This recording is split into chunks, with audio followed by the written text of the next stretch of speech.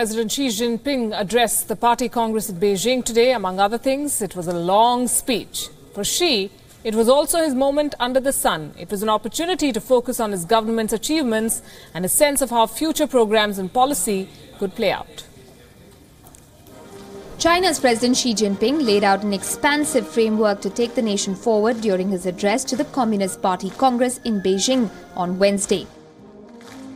In a speech lasting 3 hours and 23 minutes, punctuated repeatedly by applause from more than 2,000 delegates, he promised to take China on a new growth path and remove poverty, but warned that the road ahead would be difficult.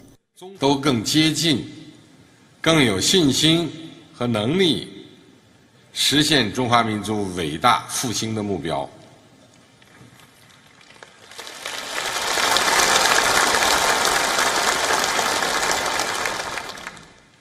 行百里者半九十，中华民族伟大复兴啊！ The fight against corruption was a major feature of his address. Until now, it has swept away 40 generals from the armed forces and at least 13,000 officials. 当前反腐败斗争形势依然严峻复杂，巩固压倒性态势、夺取压倒性胜利的决心。 必须坚如磐石。 He urged that there be no let-up in the war against poverty. 东西部扶贫协作，重点攻克深度贫困地区脱贫任务，确保到2020年，我国现行标准下，农村贫困人口实现脱贫及高中阶段教育。 Time and again, President Xi emphasized that China's future growth would be on its terms. Chinese characteristics was the term he used. Clearly, the president was signaling more liberal elements in the party hierarchy, that Western norms of democracy, freedom and human rights have no place in China. Bureau Report, WION. And joining us this evening, Atul Aneja, China correspondent for The Hindu with us from Beijing, and Andrew K.P. Long, international and independent strategist from Hong Kong. Good evening. Atul, I'm sure you followed every word of what was said, and it was a pretty long speech, 3.5 hours long. What was your big takeaway? Well, it's a sweeping vision for China, which was articulated in this 3.5 hour long speech. I mean, there were two clear benchmarks of the trajectory which China has to take. One was up to 2021, when China doubles its GDP from the 2010 level and lifts 70 million remaining people of poverty. Now, 2021 is important because that's the 100th year of the formation of the Communist Party of China. And then he has gone on to also talk about another, that this is called the moderately prosperous society, and that his vision takes it further. That while you build a moderately prosperous society, between 2035 and 2050, that is where you build a completely advanced system. And he called that socialism with Chinese characteristic, accomplishing its task, and China becoming a world. He didn't say it in so many words, but the implication was that it exercises real leadership in all aspects of human endeavor, from the economy to culture, etc., etc. So it's a very sweeping worldview, and perhaps also a bit of a roadmap, especially when it came to next 5 years. Now, in order to accomplish that, there are a number of other things which have to happen. Both there was an internal dimension, and how to get along with other countries. There's an external dimension as well. So, all in all, these were the broad themes around which this very long speech was interwoven. I think this was the broad central theme of his speech. Andrew, your thoughts on this? And among other things, he's spoken about retaining the government's grip on Hong Kong and Macau. Well, I've been talking to a lot of my interlocutors and attended 1 or 2 events on this. The general perception in the West is that looking through Western lens, that Xi Jinping is trying to seize power.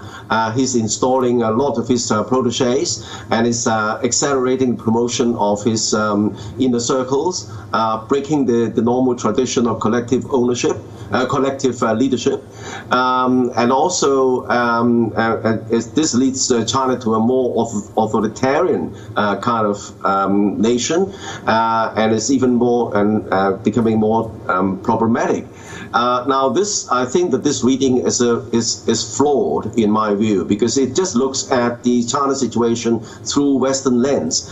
As President Xi was saying, China was following its own development path, is not going to copy Western democracies, and in fact, even opening up too quickly can pose a risk to China, learning from the experience of the collapse of the former USSR. I mean, don't forget the USSR was trying to introduce the so-called Harvard formula, where everything, economics and politics, were supposed to completely revolutionize within 500 days. Look at what happened. The former USSR collapsed. So I think that China would, as President Xi stressed, would carry on with its own development path, and then the past success bears testimony to this former trajectory. Now, President Xi or China has never try to export its kind of model, unlike the times during the Cold War. In fact, this is China's own path, and experience shows that this has been successful. But then he highlighted the tremendous problems and challenges facing China, not only internally, including environment, including poverty, including the huge corruption that's still carrying on. So I think that this is he acknowledges that, but I think that he's now on top of that, and he needs to concentrate power in order to attack the vested interests. I mean, even the anti-corruption campaign created a lot of unsettled, forces within China. So he needs to get on top of that and to push the country faster towards these two centenaries of milestones, 2022 and also 2050. So this is a very ambitious goal, but I think that the whole country is rallying to it. If you look at the recent survey of PEW survey institution based in Washington, D.C., right. He's tremendously popular. Okay. You said he set some ambitious targets, and one of those, according to me, Atul, is the fact that he's speaking about creating a level playing field for foreign businesses. How far-fetched does it seem in the context of China? Well, everything is relative. This is for Atul, Atul, I'm sorry. But... All right. Yeah. Well, already you can see that China is moving to its next level of the economy. Now, it's interesting how the roadmap it has defined for itself to achieve that. China's supply-side economics essentially means that advanced goods which the Chinese society needs, which it is to import from abroad, have to be manufactured internally through what is called the Industry 4.0 model, which is actually a model based and developed in Germany, which is being applied, which identifies some 10 top areas, including high-speed rail, aviation, big data, electric cars. Again, with the environment in view, that's a very, very strong priority area. So there is 10 areas of very, and of course, outer space and satellites, etc. This is the new economy which China wants to. Now, partly it wants to do it on its own, but without foreign capital, advanced foreign capital coming in. And Europeans are becoming very important. That's why Angela Merkel made 4 visits in recent times to China. So that modernization, the next level of modernization China is undertaking. And I'm sure foreign capital of the right quality is something which is going to be welcome. Besides, what China is going to do, and you've already seen that, is buying technology. I mean, Chinese companies going out and acquiring top of the line companies, whether it is in the chemical industry, which has been, Syngenta has been bought, or KUKA, which is a firm which is sort of has the expertise on robotics. Now, I think that capital acquisition of the highest quality Either it can come through foreign collaboration or investment in China, or Chinese can go out and buy those companies if the Western countries allow that to happen to the extent that is possible. So it's going to be a combination of both. There is going to be invitation to foreign capital, no doubt, because China needs it. But it's not going to be any kind of foreign capital unless it adds value to what China has already developed of its own. I don't think that's going to be very welcome. You can see in terms of telephones, on telecom areas, Huawei and other companies doing extremely well. I don't know how much Apple would be in demand. In fact, they are shifting their production line from China to India. So it is a mixed bag which is going to happen, and China is going to be selective about it. Sure. I'm going to request you both to stay with us, and this is what we want our viewers to focus on. Today's 19th Communist Party Congress that kicked off in Beijing was essentially a spectacle of sound, light and Xi Jinping. As China scholars and diplomats pore over the fine print of this address, there's a view that however strong and purposeful he sounded, President Xi may in fact be batting on a weak wicket. This analysis by some China scholars stems from Xi's rise to his present position. Although he began as a protege of former President Jiang Zemin, Xi Jinping would not allow himself to become a puppet. Rather, he broke with him, but that may not have helped his cause. Today, there are a number of forces arrayed against him in China. And these are the leaders. Jiang Zemin, for one, although out of office for many years now, continues to exercise behind-the-scenes influence over the Communist Party.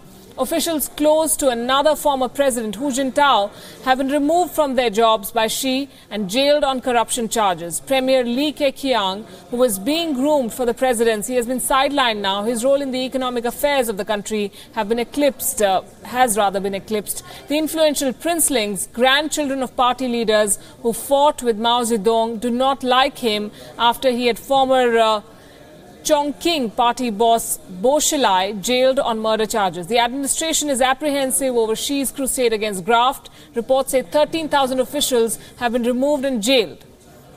Now, it hasn't helped that Xi's rise to the top has been meteoric. He was considered a dark horse for the presidency just 5 years back, since there were better qualified rivals. Those rivals lost out as he rose, and they have not forgotten it.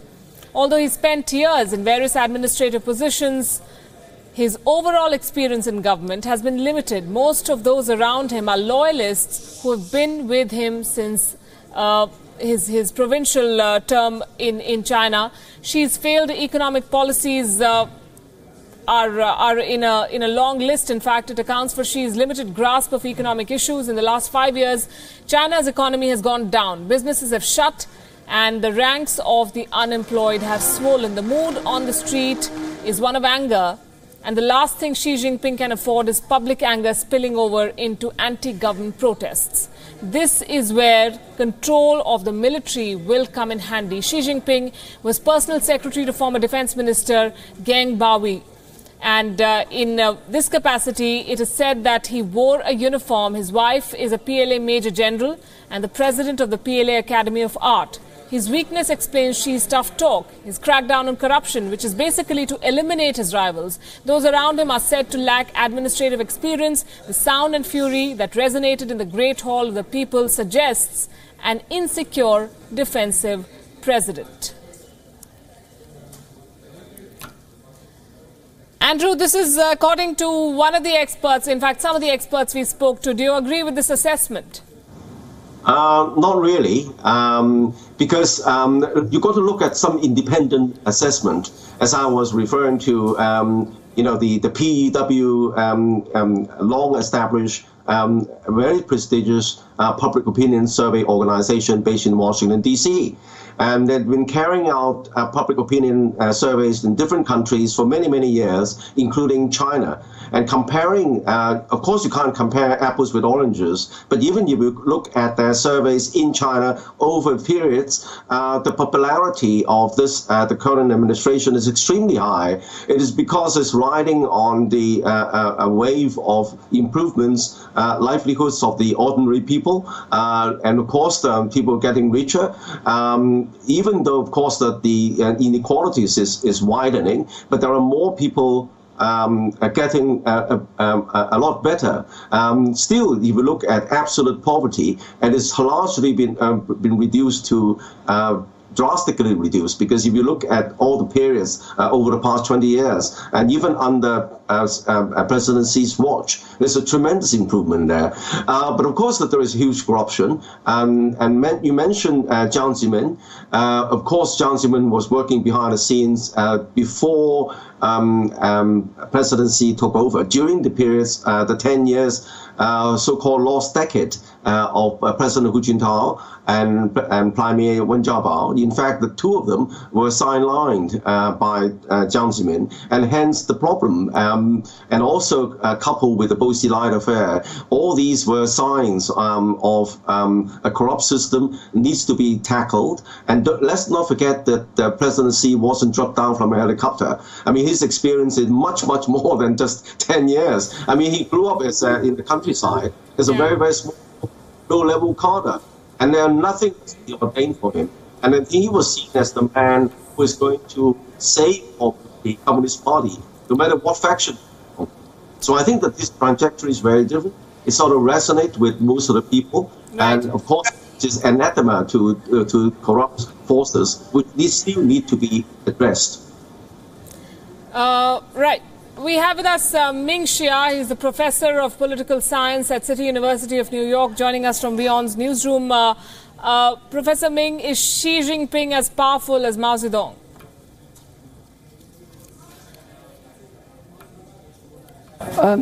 Many people think so, and especially if you look at today's newspapers, and then you can realize many people say that Xi and even is as powerful as Mao Zedong. But if we count the formal titles, and we can say Xi Jinping is more powerful than Mao Zedong, because that Xi, according to my counting, and she has manipulated, she has accumulated some 14 titles, and not only he's a general secretary and the president and the chairman and the director for many positions, but I think she can never be compared to Mao Zedong in terms of one thing. Because Mao Zedong had his legitimacy because he won the victory over the Nationalist Party, and sometimes the Chinese Communist Party claimed they won victory over Japan.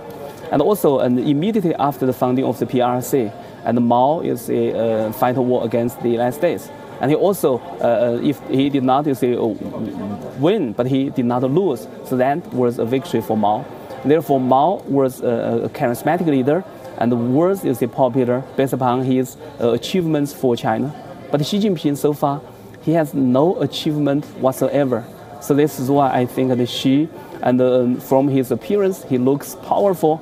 But I think, and if you judge from his performances and his competency, I think he is really a vulnerable leader.